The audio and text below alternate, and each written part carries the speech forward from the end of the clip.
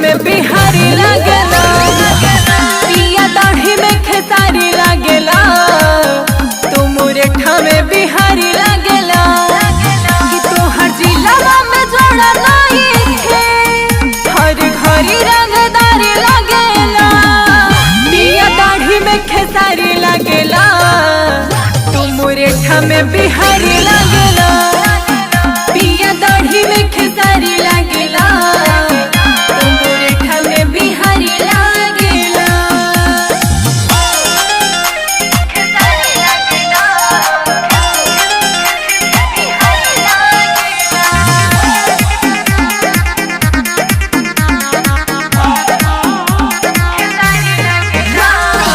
लेके गमछिया मुछिया के आई थे, डरे न केहू भीड़ में बैठे,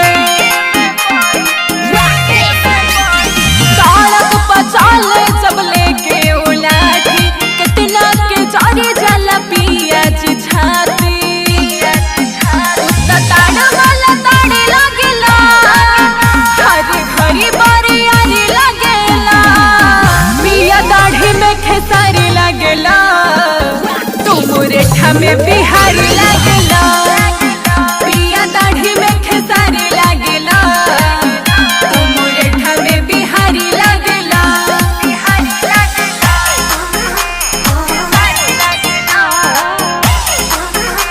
बिहारी लागेला। Music by Vikram Bihari.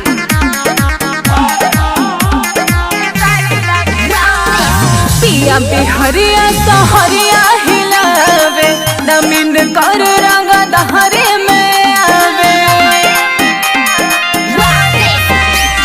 हिल जाला दिल जब आवे महफिल में, कितना के फील जगावे ई दिल में, हर घरे सब पे भारी लागेला, पिया बाका तो बिहारी लागेला, पिया दाढ़ी में खेसारी लागेला, तू मुरेठा में बिहारी लागेला, पिया दाढ़ी में खेसारी लागेला, तू मुरेठा में बिहारी लागेला, पिया दाढ़ी में खेसारी लागेला, तू मुरेठा में बिहारी लागेला।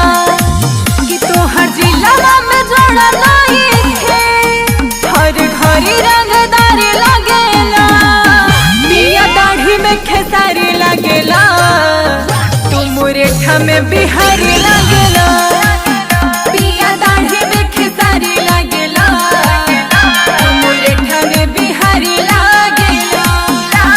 Lavanya recording studio, Rasulpur Korigaon, Bhagwanpur, Vaishali.